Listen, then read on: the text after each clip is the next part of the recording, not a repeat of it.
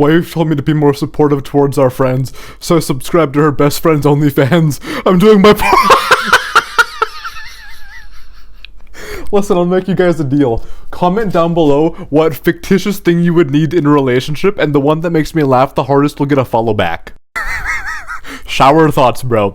Me wondering in the middle of my exam if I've bought milk from the same cow twice, bro, honestly. Follow for part 146.